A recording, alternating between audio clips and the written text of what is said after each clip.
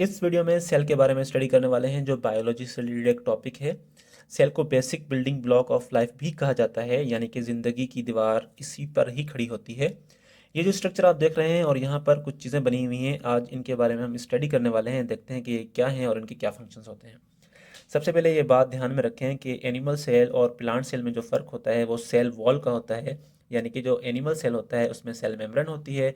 In addition to cell membrane जो cell wall है वो प्लांट सेल में पाई जाती है। सबसे पहले आप यहाँ देख सकते हैं कि सेल मेम्ब्रेन जो है वो सेल को प्रोटेक्ट कर रही है, यानी कि जितने भी ऑर्गेनेल्स हैं, जितने भी स्ट्रक्चर्स हैं, वो इस लाइन के सेल मेम्ब्रेन के अंदर कवर हैं। सेल मेम्ब्रेन क्या है? A protective barrier that controls what enters and leaves the cell. ये कंट्रोल करती है कि कौन सी ऐसी चीज़ें हैं जो सेल के अंदर आ रही हैं और कौन सी ऐसी चीज़ें हैं जो सेल को छोड़ रही हैं। नेक्स्ट आप यहाँ पर देख सकते हैं ये टाइनी सेंट्रियोल्स।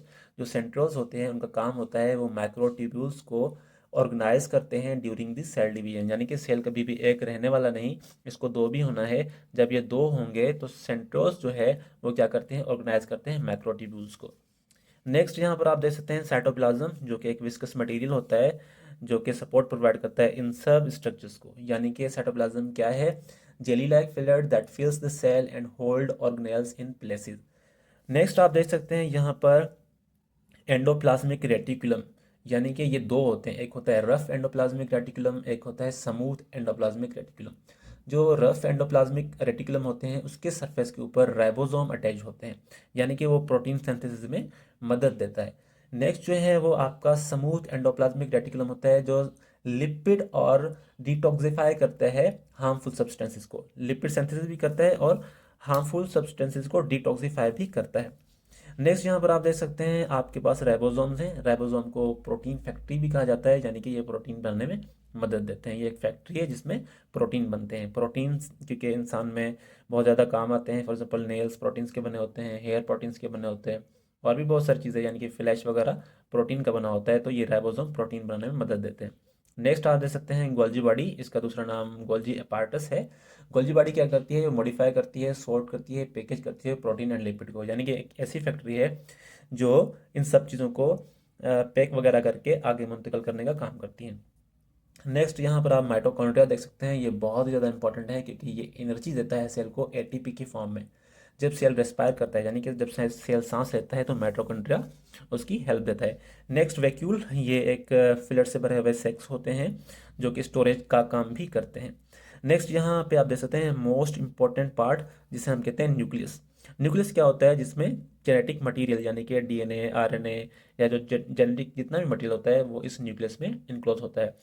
न्यूक्लियस के अंदर आप देख सकते हैं न्यूक्लियोलस होता है, और न्यूक्लियोलस के अंदर ही आपके पास आरएनए, डीएनए बनते हैं या यहाँ पर वो मौजूद होते हैं।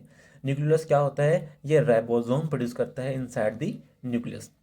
और न्यूक्लियस क्या है? न्यूक्लियस है जो कि कंट्रोल करता है, यानी कि सेल का कंट्रोल सेंटर है। ये जेनेटिक मटेरियल यानी कि डीएनए स्टोर करता है और पूरा का पूरा कंट्रोल करता है। नेक्स्ट यहाँ पर आप देख सकते हैं न्यूक्लियस मेम्ब्रेन, यानी कि ये जितना भी पार्ट है ये भी एक लेयर के साथ प्रोटेक्टेड होता है। यानी कि न्यूक्लियर मेम्ब्रेन एक ऐसी मेम्ब्रेन होती है जो इसको प्रोटेक्ट करती है। नेक्स्ट आप देख सकते हैं यहाँ पर छोटे से लाइजोसोम्स हैं। लाइजोसोम क्या होते हैं? ये एक एंजाइम को कंटेन करते हैं जो वेस्ट मटेरियल को डाइजेस्ट करता है। जो आप सेल के जो सड़े हुए पार्ट होते हैं, वर्न आउट पार्ट होते हैं, उनको ये कंट्रोल करता है और उनको ख़त्म करने में मदद करता है। ये वो बेसिक स्ट्रक्चर है जिसके ऊपर ज़िंदगी की दीवार खड़ी होती है। अगर आप इस किस्म की वीडियोस देखना पसंद करते हैं तो आप इकोनॉमिक्स रील्स चैनल को वो सब्सक्राइब कर सकते हैं, और मैं आपका ट्यूटर इरफान अली। और अगर आप चाहते हैं कि इस तरह की वीडियोस इस चैनल पे आती रहें तो प्लीज़ सब्सक्राइब कर दें। Thank you for watching this video. अल्लाह हाफिज़।